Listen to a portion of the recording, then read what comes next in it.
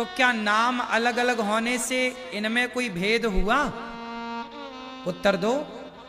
ये पांचों उंगली हैं तो आपकी ही ना। इस पांच के पहले ये हाथ एक ही है ना, ये तना तो एक ही है ना। इस एक हाथ में ऊपर जाके विभाग कितने हो गए? 5। नीचे से तो एक है ना, जड़ तो एक है ना।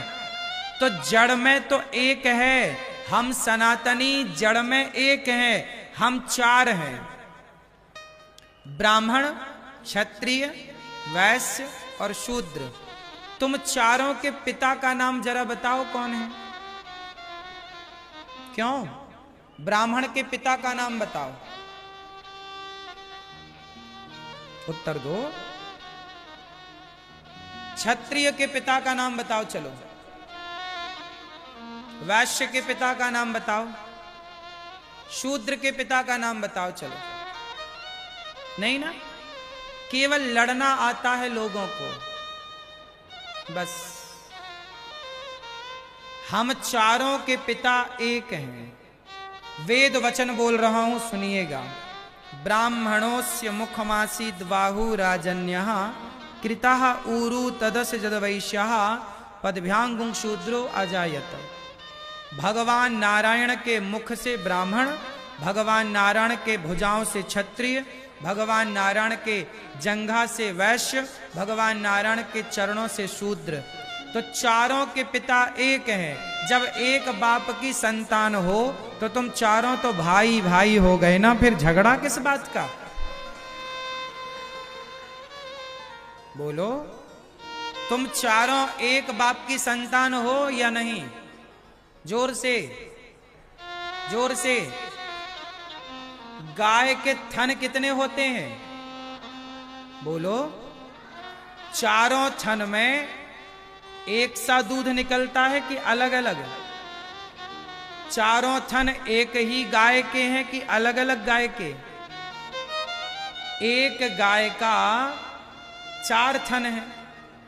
मूल में तो गाय एक है ना, पर गाय एक मूल में, पर थन है 4, और चारों से दूध एक सा।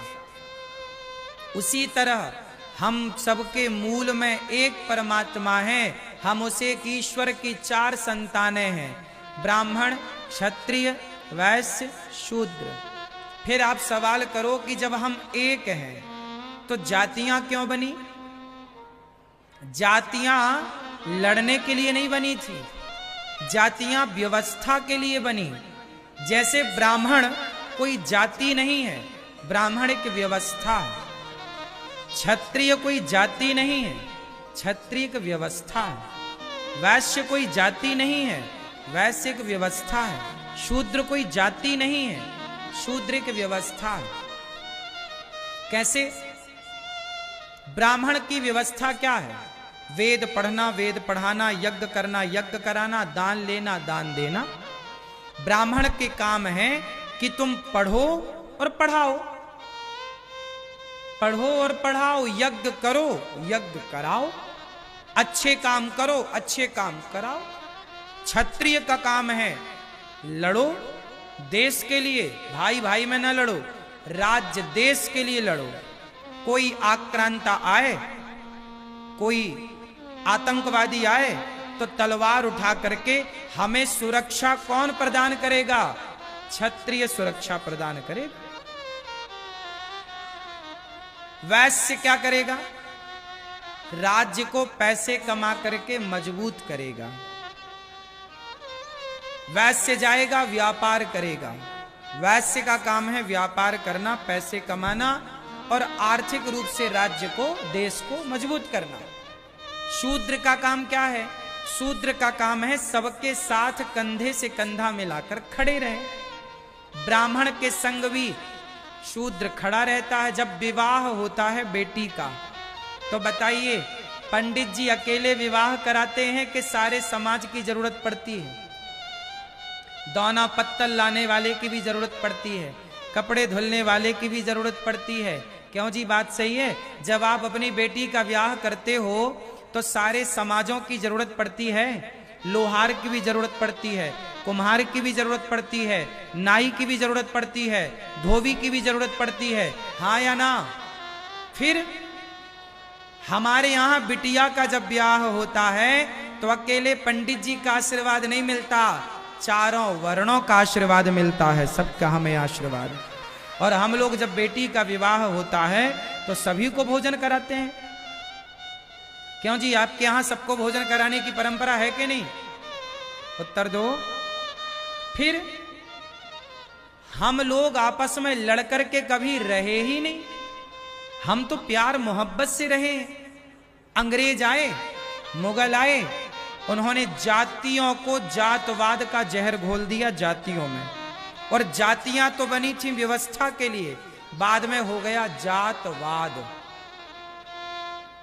एक बात बताओ, यदि हमारे देश के क्षत्रिय एक हो गए होते, आपस में ना लड़ रहे होते, तो क्या मुगल आपको 500 साल तक गुलाम बना के रखते? उत्तर दो जोर से। एक बात बताओ, पृथ्वीराज चौहान को धोखा किसने दिया था? जयचंद ने। जयचंद कौन है? जयचंद्र पृथ्वीराज चौहान के सगे ससुर हैं, संयोक्ता के पिता।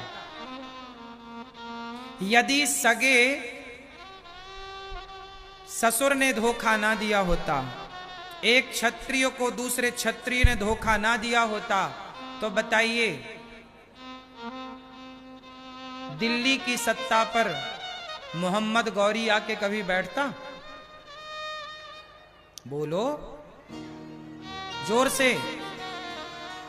इसका मतलब यह हुआ कि इतिहास उठाकर देखना, ये देश के लोग जब जब मिटे हैं, जब जब गुलाम बने हैं, तो सिर्फ इसलिए कि जातियों पर आप जब जब बटे हैं, तब तब आप अपने अस्तित्व को मिटाए। जब जब आप बटे, तब तब आप मिटे। इसलिए मैं आपसे कहता हूं, जातियों के नाम पर क्यों बटना?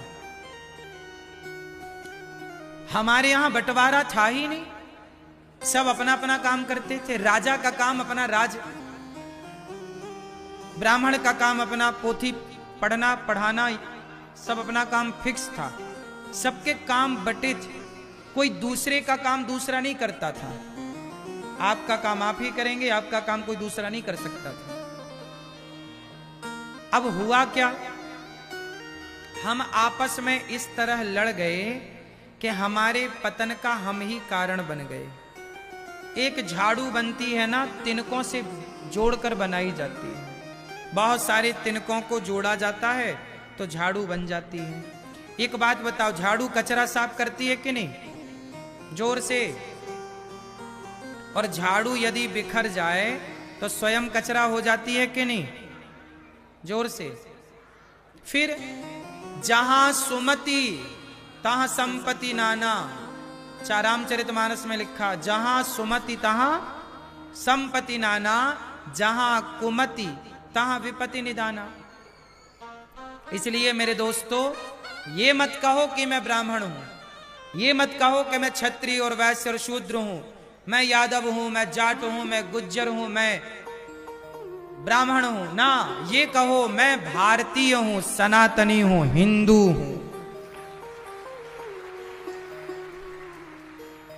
यदि ऐसे ही रहा तो हर जाति अलग अलग होगी और एक जाति वाला दूसरी जाति वाले से लड़ेगा, तो हम आपस में लड़ जाएंगे, बात खत्म। तीसरा मजे उठाएगा, मजे लूटेगा। क्यों दादाजी, बात सही है? हम आपस में लड़ जाएं, आप और हम, तो मजा तो तीसरा वाला लेगा ना। अंग्रेजों ने नारा कौन सा दिया? फूट डालो शासन करो। ये नारा किसका था? फूट डालो शासन करो नारा किसने दिया? जोर से। अंग्रेजों ने नारा दिया कि फूट डालो शासन करो, मतलब आपस में लड़ाओ और मजे लो। इसलिए मेरी प्रार्थना है, हम सभी भारतीयों को मिलजुल के रहना चाहिए। अभी एक नेताजी ने बोला कि जातिगत जनगणना होनी चाहिए इस देश में। जातीय जनगणना होनी चाहिए। आप लोग सहमत हैं?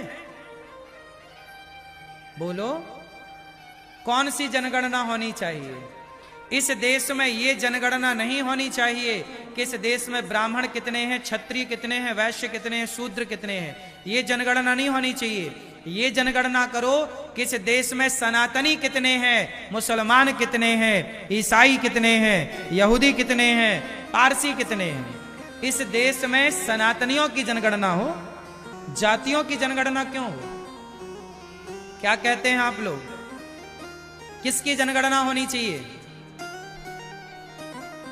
यदि जातियों की जनगणना हुई तो नेताओं को फिर उसका पता चल जाएगा कि यहां इस जाति का बाहुल्य है, उस हिसाब से वो राजनीति को आंकेंगे। हमें जातियों के चक्कर में ना उलझना, हम सनातनी हैं। इस देश में सनातनी कितने हैं? हिंदू कितने हैं? हिंदू किसे कहते हैं? अच्छा बताओ। लोग कहते हैं हिंदू, मुस्लिम, सिख, ईसाई। इन्हें कुछ लोग कहते हैं कि ये लोग भाई हैं। अच्छा बताओ, हिंदू का भाई हिंदू होगा